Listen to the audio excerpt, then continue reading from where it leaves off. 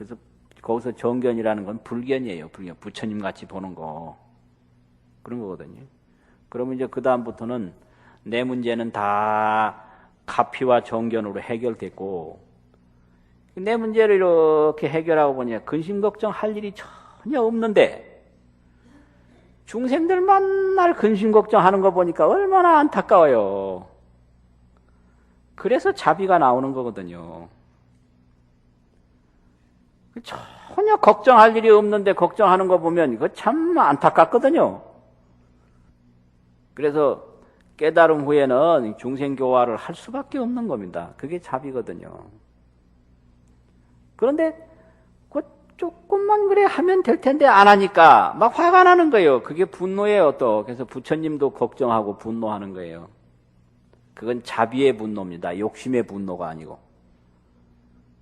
그래서 화를 낸다라는 것만 그게 다 알지. 그게 욕구의 분노냐 자비의 분노냐 이것이 문제인데, 중생들이 성불하기 전에 화내는 건 거의가 다 욕구의 분노예요. 자기 불만으로 화내는 거예요. 자기 불만으로. 그런 거죠. 그러니까 아이들한테 막 공부하라고 화내는데요. 그게 문제예요.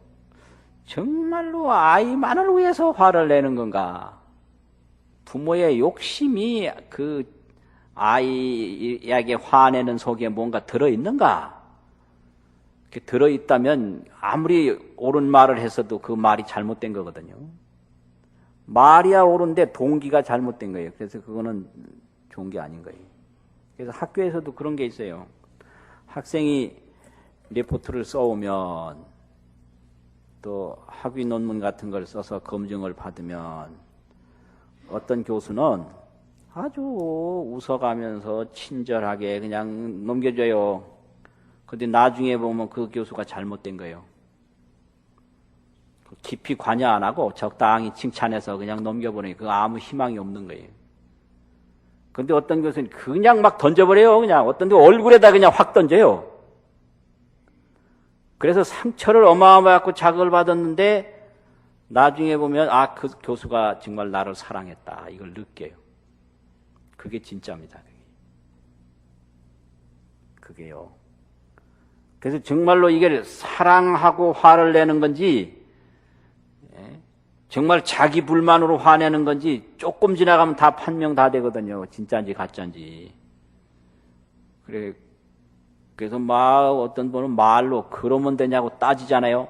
말은 옳은데 생각은 다 틀린 거예요. 전부 자기 욕심으로 옳은 소리 했더라 이거거든요. 전부 그거는 죄 짓는 거예요. 그래서 욕심으로 바른 말 하지 말아라. 그거는 죄 짓는 거다. 대부분 보면 전부 욕심으로 그냥 시비하거든요. 전부가 죄 짓는 거예요. 그거는 아주 중요한 거예요. 그래서 그전에도 어떤 스님이 툭하면 화내시고 또 막 때리기까지 했다 이 말이에요.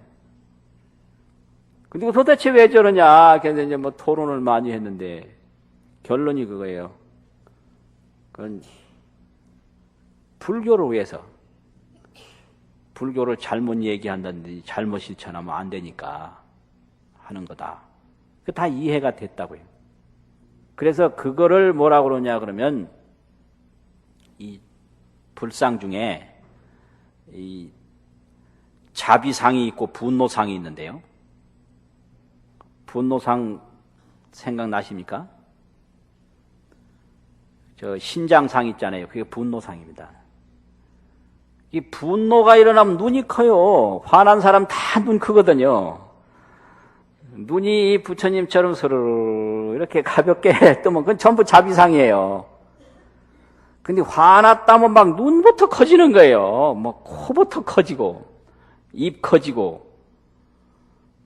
그리고 손에는 이제 뭐가 이제 손이 올라가요. 주로 화나면. 신장상 봐요. 전부 손 내리고 있는 신장상 별로 없고 뭐 이렇게 올리고 있다고. 이게 화낸 특징입니다. 손 올라가고 눈 크고 콧구멍 크고 입 크고. 이게 전부가 분노상이거든요. 근데 신장이 이게 화엄신앙에서는 부처님 화신이거든요. 서가화연 금강신이에요. 서가화연 금강신이라고. 금강이 뭐예요? 금강광명이 있고 화내고 있는 모습이거든. 조금만 잘하면 될 텐데 왜 그걸 못하느냐, 이 화나는 거죠. 그래서 그런 상을 분노존이라고 그래요. 분노존. 분노하는 존상이다. 그런데 관세음보살이나 뭐 지장보살이나 이렇게 보현보살이나 부처님 보면 아주 자비상이거든요. 이걸 자비존상이라, 자비존이에요. 자비존. 그래서 정말로 이 제자를 아주 마음속에서부터 사랑하고 생각하는 분이 어때 화를 냈다. 그거 바로 분노존이에요. 아, 오늘 분노존이 나왔다. 그런 거거든요. 그때 평상시에 뭐 아주 이 사석에서 이건 자비존이 오늘 나왔다. 부처님이 이 분노존, 자비존을 다 출현시키는 겁니다. 이게 중생교화의 하나의 방편이고 자비의 실천이거든요.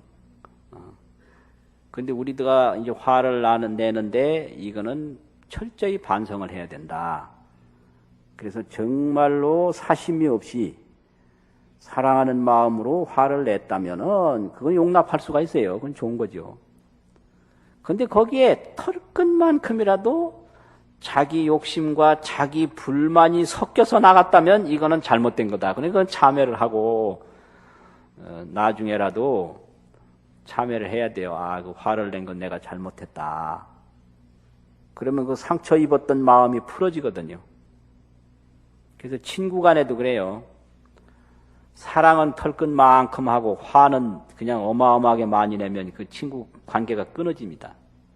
그래서 화를 친구 간에 내도 사랑하는 것만큼밖에 내서는 안 돼요. 사랑을 한 100원어치쯤 했다면 화도 100원어치만 내야 돼요.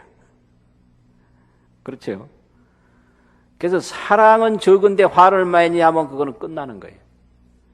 그래서 절대로 사랑 없이 화내지 마라. 이게 아주 중요한 문제예요. 문제. 그래서 사랑을 많이 느끼는 사람이 화를 낸 거는 그게 사랑으로 이해가 되는데 사랑을 못 느끼는 상태로 화내면은 안 되는 거죠.